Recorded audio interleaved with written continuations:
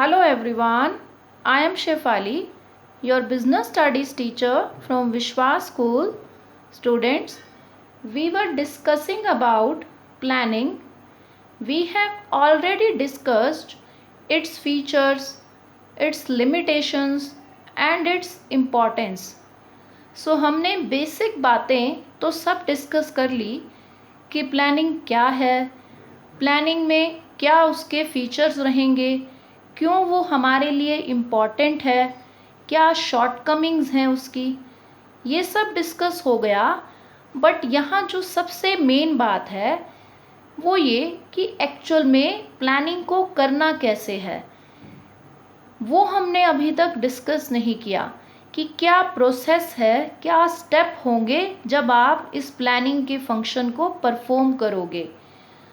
तो वो हम डिस्कस करेंगे जब आप प्लानिंग को एज फंक्शन ऑफ मैनेजमेंट पढ़ते हो।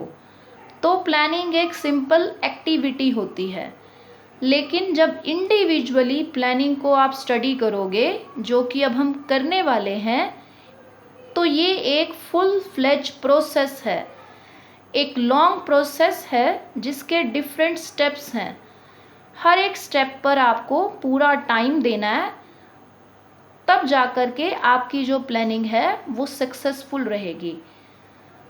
सो यहाँ पर आपके पास फर्स्ट स्टेप जो आता है प्लानिंग में, दैट इज सेटिंग ऑब्जेक्टिव्स।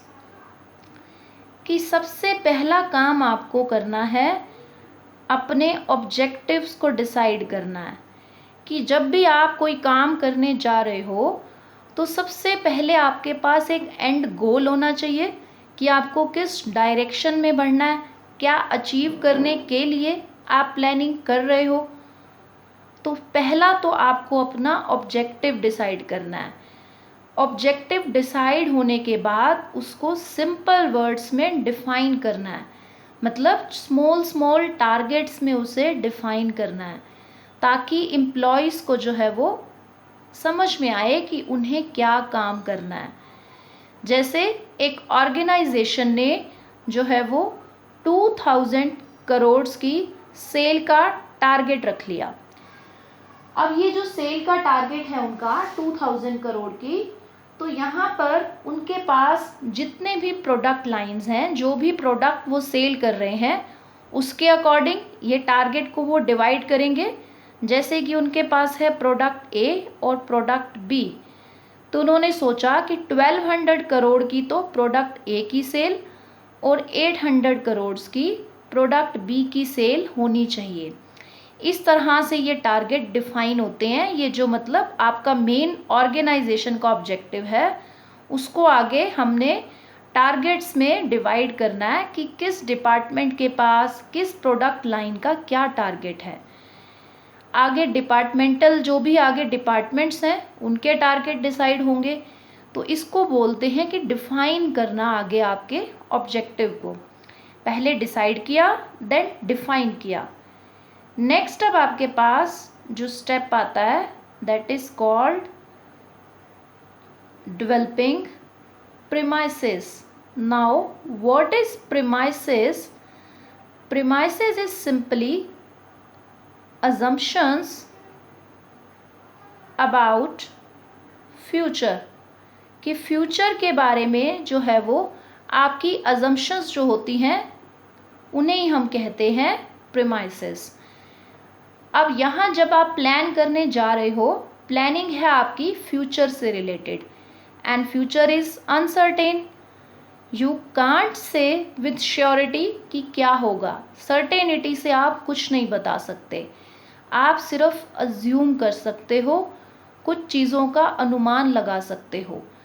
तो यहाँ आप जब प्लान करोगे तो आपको कुछ अजम्पशंस तो रखनी पड़ेंगी, तभी तो आप किसी चीज़ का एक ढांचा या एक स्ट्रक्चर तैयार करोगे, क्योंकि फ्यूचर से रिलेटेड है वो चीज़। तो यहाँ आपकी जो ये प्रीमाइसेस हैं ये 2 लेवल्स पर होती हैं। One is internal and another one is external. Internal मतलब आपके अपने हाथ में है वो चीज़ें, आप उन्हें बढ़ा घटा सकते हो फ्यूचर में, उनके बारे में अजम्पशन लगाना। जैसे इंटरनल लेवल पर आप अजम्पशंस कर सकते हो कैपिटल से रिलेटेड, रॉ मटेरियल से रिलेटेड, लेबर से रिलेटेड या फिर मशीनरी से रिलेटेड। ये हैं आपके सारे इंटरनल फैक्टर्स। इनके बारे में आप अजम्पशन लगा रहे हो कि अगर मुझे सपोज एक एग्जांपल लूँ मैं कि रूरल एरिया में एक फैक्ट्री लगानी है तो मुझे कितना कैपिटल चाहिए होगा, रॉ मटेरियल जो है वो वहाँ पर लोकल रिसोर्सेज से अवेलेबल होगा या नहीं होगा, और अगर नहीं है तो ट्रांसपोर्टेशन की फैसिलिटी कैसी है वहाँ, कि मुझे कहीं और से अगर ट्रांसपोर्ट करवाना पड़ रहा है। ये सारी आपकी फ्यूचर से रिलेटेड कुछ अजम्पशंस हैं जिस पर आपके प्लान जो हैं वो खड़े रहते हैं, नींव हैं एक तरह से ये अजम्पशंस। फिर आपको देखना है कि लेबर मुझे अवेलेबल रहेगी या नहीं, मशीनरीज मुझे इंस्टॉल वहाँ पर कैसे करनी है।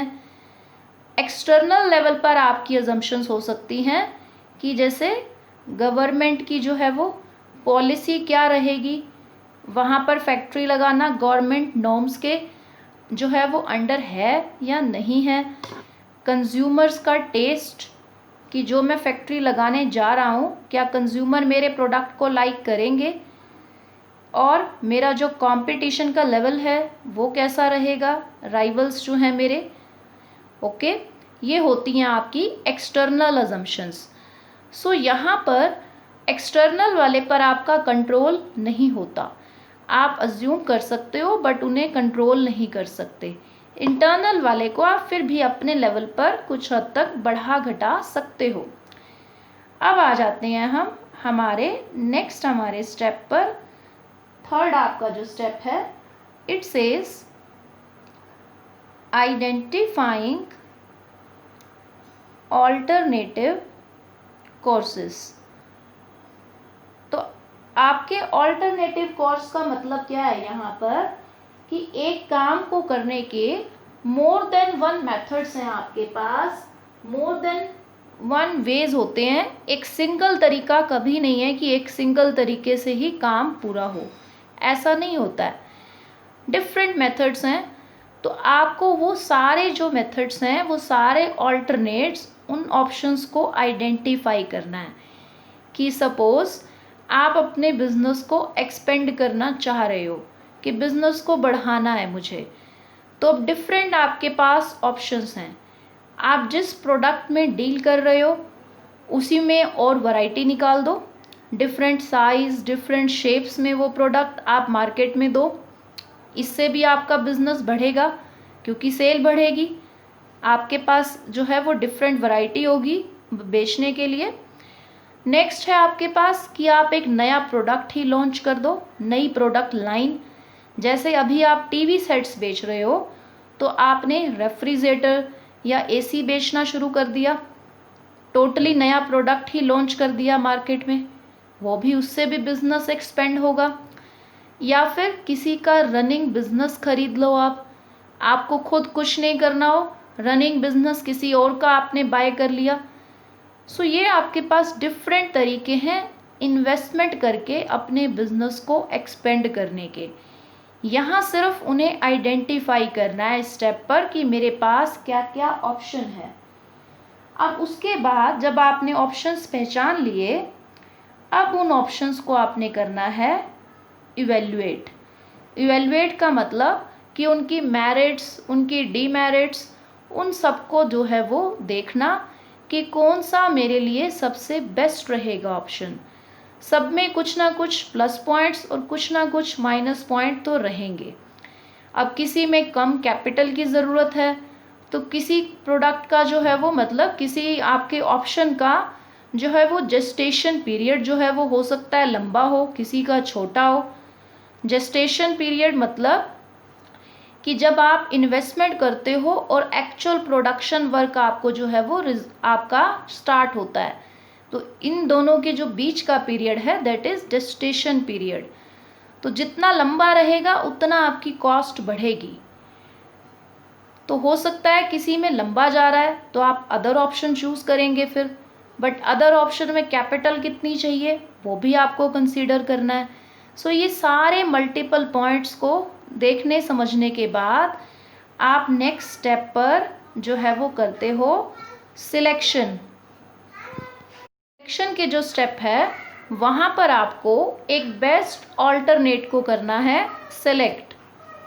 अब यहाँ पर आपको अगर आप एक सिंगल ऑल्टरनेट सेलेक्ट करोगे तो फ्यूचर में आपके लिए प्रॉब्लम भी हो सकती है, क्योंकि अगर वो प्लान या वो आपका ऑल्टरनेट वर्क नहीं करा तो आपके पास अदर कोई ऑप्शन नहीं रहेगा। तो यहाँ आपके लिए बेस्ट क्या है कि आप दो बेस्ट ऑप्शंस को चुनें, एक को अप्लाई कर दें, दूसरे को रिजर्व में रखें, ताकि फ्यूचर में अगर कभी कोई प्रॉब्लम हो तो आपके पास प्लान बी हो। जैसे बोलते हैं ना हम कि हमेशा प्लान बी रखो तैयार, कि अगर एक काम आपका जो है वो सही से नहीं हो रहा तो एक बैकअप प्लान आपके पास हमेशा रहना चाहिए। तो सिलेक्शन में आपको एटलीस्ट 2 बेस्ट ऑप्शंस को सिलेक्ट करना है।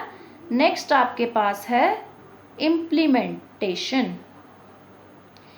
इम्प्लीमेंटेशन का मतलब कि अप्लाई करना। सिंपल बात है कि जो सिलेक्ट किया है बेस्ट, एक दो में आपने अगर 2 भी सिलेक्ट किए तो जो उसमें से जो बेस्ट है उसको आप कर देंगे अप्लाई, मतलब इम्प्लीमेंट।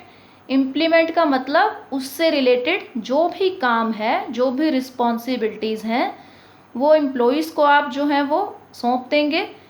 एक्टिविटीज़ डिसाइड हो जाएंगी, मतलब वर्किंग हालत में उस प्लान को लेकर के आना इस इम्प्लीमेंटेशन।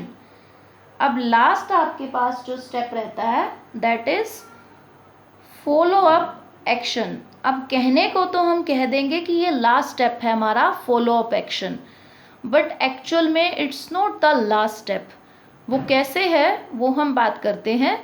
फॉलो अप एक्शन में आपको करना है फॉलो। किसको फॉलो?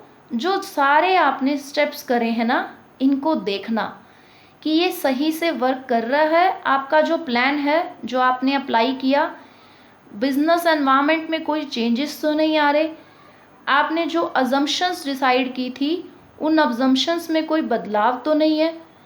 क्योंकि अगर ऐसा कुछ हो रहा है तो आपको अपने प्लान्स को जो है वो मॉड्यूलेट करना होगा, उसमें भी चेंजेस लाने पड़ेंगे, क्योंकि प्लानिंग आपकी सारी उन अजम्पशंस पर टिकी है जो आपने पहले से अज्यूम की थी सिचुएशंस, कि फ्यूचर ऐसा रहेगा तो मैं ये प्लानिंग कर देता हूँ।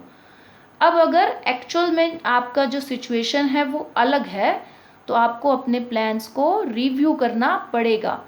तो रिव्यू करना होगा तो वापस से फिर फर्स्ट स्टेप से सारी आपकी प्रोसेस शुरू होगी। रिव्यू करने का मतलब फिर सारी चीज़ें दोबारा अजम्पशंस बनाओ, दोबारा से ऑल्टरनेटिव्स को स्टडी करो, ठीक है। तो इस तरह से फॉलो अप एक्शन जो है वो आपका फर्स्ट स्टेप से जुड़ा रहता है, कि जब कभी प्रॉब्लम आए तो सारा प्रोसेस दोबारा से करना होगा। हर बार ऐसा नहीं होता है कि प्रॉब्लम आए, बट फॉलो अप एक्शन को आप जो है वो कॉन्टीन्यूसली इसको देखते रहते हो कि मेरे प्लान्स वो सही से वर्क कर रहे हैं या नहीं कर रहे हैं। So that's all for today. आपकी ये प्लानिंग प्रोसेस का हर एक स्टेप को स्टडी करें अच्छे से। Thank you so much.